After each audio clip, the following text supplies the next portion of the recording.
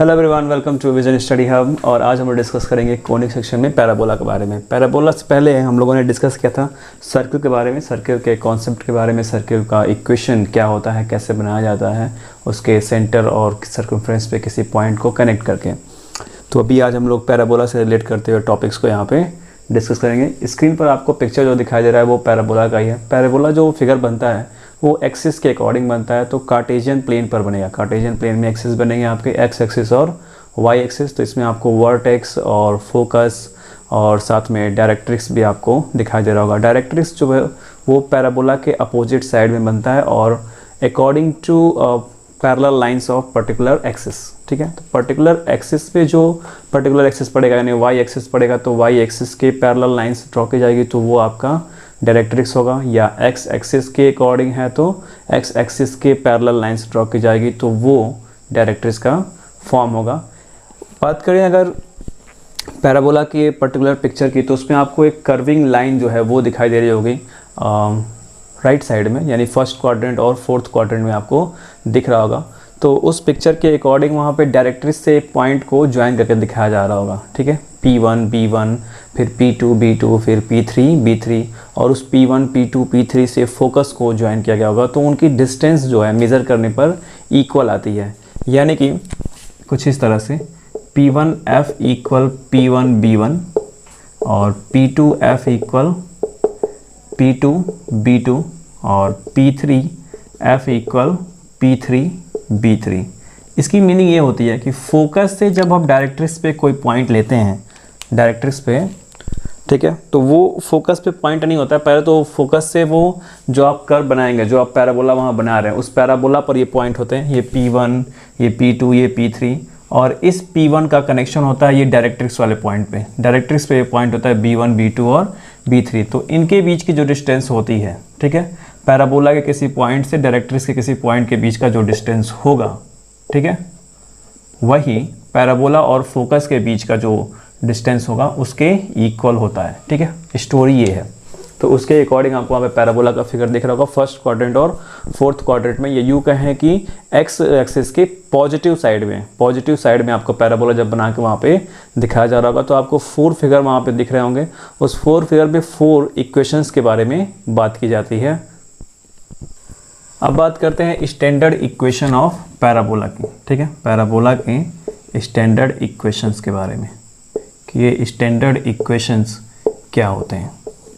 तो स्क्रीन पर आपको 4 फिगर दिखाई दे होगा, A B C और D करके। फिगर A में आपको पैराबोला बना हुआ दिख रहा होगा जो कि एक्स एक्सिस के पॉजिटिव साइड में है, और उसमें उस पैराबोला के अकॉर्डिंग आपको डायरेक्ट्रिक्स भी दिख रहे होंगे, फोकस दिख रहा होगा।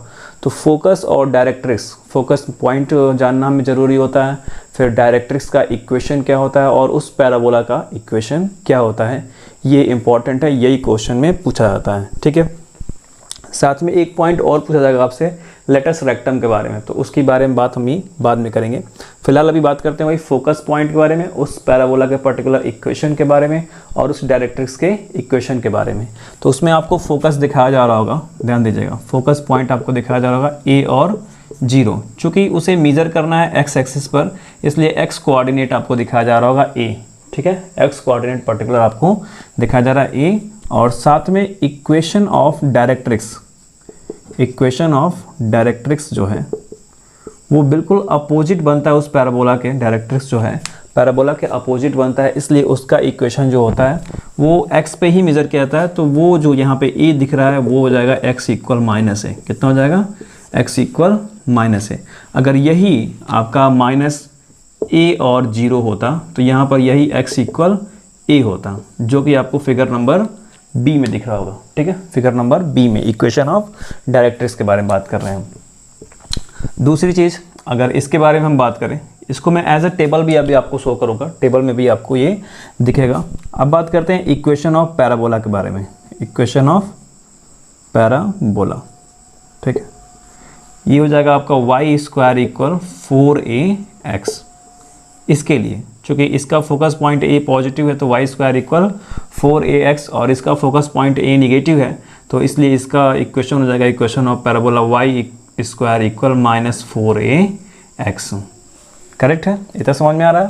और इस वाले इंसिडेंट के बारे में अगर बात करें, इसके पैराबोला के बारे में, तो ये एक्स एक्सिस के निगेटिव वाले साइड में बना होगा और इसका जो डायरेक्ट्रिक्स है वो पॉजिटिव साइड में बना होगा, बिल्कुल उसके अपोजिट। फिगर नंबर बी में आपको शो हो रहा होगा, ठीक है। फिर दो तरह के और पैराबोला बनते हैं। अब वाई एक्सिस के पैरेलल जो है वो डायरेक्ट्रिक्स ड्रा किया जाएगा और अब वाई एक्सिस के अकॉर्डिंग पैराबोला जो है एक्स एक्सिस पर ऊपर की तरफ बन रहा होगा, ठीक है। और फिर एक पैराबोला डी नंबर फिगर में आपको नीचे की तरफ बनता हुआ भी दिखाई देगा। तो उसके इक्वेशन अलग अलग होते हैं, ठीक है। उसके इक्वेशन आपके कुछ इस तरह से हो जाएंगे, एक्स स्क्वायर इक्वल 4ay, ठीक। जो पैराबोला ऊपर की तरफ बन रहा है उसके लिए कुछ इस तरह से, ठीक है। और जो नीचे की तरफ बन रहा होगा इस तरह से, ठीक है, जो नीचे की तरफ बन रहा होगा यहाँ पे, तो इसके लिए आपका एक्स स्क्वायर इक्वल -4ay होगा, ठीक है। फिगर नंबर डी में है, दिख रहा होगा। ये फिगर नंबर सी में है, ठीक है, कुछ इस तरह से बना है ये। और इसका ये इक्वेशन ऑफ डायरेक्ट्रिक्स है, ये डायरेक्ट्रिक्स है, ठीक है। यहाँ पे ये डायरेक्ट्रिक्स है, करेक्ट, बात समझ में आ रही है। तो डायरेक्ट्रिक्स के अकॉर्डिंग इसके फोकस पॉइंट बदल जाते हैं, बात समझ आ रही है। फोकस पॉइंट बदल जा रहे हैं, डायरेक्ट्रिक्स का इक्वेशन जो है वो बदल जा रहा है। यहाँ पे इसी डायरेक्ट्रिक्स का इक्वेशन आपका हो जाएगा y इक्वल कुछ इस तरह से हो जाएगा, y इक्वल a, ठीक है। चूँकि उसका आप मेज़र करने वाले हैं पॉजिटिव साइड में, इसको आप मेज़र कर रहे हैं नेगेटिव साइड में, तो इसका डायरेक्ट्रिक्स का इक्वेशन हो जाएगा y इक्वल -a। जहाँ पे जिस भी कंडीशन में आप उसको मेज़र कर रहे हैं वो कंडीशन ही आप उसको शो करेंगे। तो वो y इक्वल -a हो जाएगा, ये आपका y इक्वल a हो जाएगा। फिगर में आपको दिख भी रहा होगा। इन सब पूरी बातों को मैं एज ए टेबल आपके सामने स्क्रीन पर शो करूँगा कि हाँ, टेबल में ये कंडीशन है, फोकस उसका ये होता है, डायरेक्ट्रिक्स उसका ये होता है, पर्टिकुलर उस कंडीशन का, और उसका इक्वेशन ऑफ पैराबोला क्या होता है। तीन बातें आपको इस फिगर से मिलेंगी, फोकस पॉइंट, साथ में इक्वेशन ऑफ डायरेक्ट्रिक्स और साथ में इक्वेशन ऑफ पैराबोला। और उन 4 कंडीशंस के अकॉर्डिंग आपको क्वेश्चन पूछे जाएंगे एक्सरसाइज में और उनको आपको सॉल्व करना होगा। हालांकि उस पर बेस्ड एग्जांपल्स भी मैं आपको शो करके दिखाऊंगा यहाँ पे कि कैसे उसको सॉल्व करते हैं, कैसे अप्लाई किया जाएगा जब पर्टिकुलर क्वेश्चन मिलेगा तब। और इसके अकॉर्डिंग ये टॉपिक जो है पैराबोला इतना इंपॉर्टेंट है क्योंकि आप इसी क्लास 11th के अगले पार्ट पे जाएंगे यानी क्लास 12th में जाएंगे तो उसमें कैलकुलस में इसमें बेस्ड बहुत सारे क्वेश्चन आपको मिलेंगे इसी पैराबोला पर बेस्ड, ठीक है। कंपटीशन के अकॉर्डिंग भी यहाँ पे क्वेश्चन आपको मिलने वाले हैं इस पैराबोला से, यानी कि पूरा का पूरा कोनिक सेक्शन जो चैप्टर है बहुत ही इंपॉर्टेंट है आपके आने वाले अगले क्लासेस के लिए और आपके आने वाले फ्यूचर में जो भी आप स्टडी करेंगे उसमें, ठीक है। तो इस पैराबोला के किसी भी पॉइंट को मिस नहीं करना है, सभी को बहुत ध्यान से देखना है, बार बार देखिए इस वीडियो को ताकि पूरी की पूरी बात समझ में आ जाए। यहाँ पे इतनी बात समझनी है कि ये इक्वेशन ऑफ पैराबोला क्या होता है, इक्वेशन ऑफ डायरेक्ट्रिक्स क्या होता है, डायरेक्ट्रिक्स क्या है, ठीक है। डायरेक्ट्रिक्स आपको पैरेलल लाइंस ड्रॉ करके दिखाई जाएंगी पर्टिकुलर एक्सिस के अकॉर्डिंग, पर्टिकुलर एक्सिस जो बनाएंगे एक्स एक्सिस या वाई एक्सिस उसके अकॉर्डिंग आपको डायरेक्ट्रिक्स लाइन एकदम स्ट्रेट पैरेलल बन के मिलेगी और उसका इक्वेशन शो करना होता है, इक्वेशन के पॉइंट को दिखाना होता है। क्वेश्चन में आपसे वही पूछा जाता है। फिर एक चीज़ और पूछी जाएगी आपसे लेटस रेक्टम के बारे में। तो फिलहाल लेटस रेक्टम से पहले समझने से पहले pause the video and note it down. अब देखते हैं पैराबोला के लेटस रेक्टम के बारे में। फिगर आपको दिख रहा होगा कि लेटस रेक्टम क्या है। लेटस रेक्टम जो होता है वो पैराबोला के किसी 2 पॉइंट्स को नहीं कर सकते। लेटस रेक्टम एक लेंथ है जो कि फोकस पॉइंट से होते हुए जाती है उस पर्टिकुलर पैराबोला में, ठीक है। फोकस पॉइंट से होते हुए वो लाइन जाती है और वो लाइन टच करती है उस पैराबोला के बिल्कुल अपोजिट के या कह सकते हैं अकॉर्डिंग टू देयर पॉइंट्स, ठीक है। उनके अपोजिट के 2 पॉइंट्स को टच करते हुए वो फोकस से जाती है थ्रू द फोकस और इसकी लेंथ हो जाती है, लेटस रेक्टम की लेंथ होती है 4a। कितनी होती है? 4a, ठीक है। 2a होती है एक्सिस के अपर साइड में और 2a होती है एक्सिस के बिलो साइड में।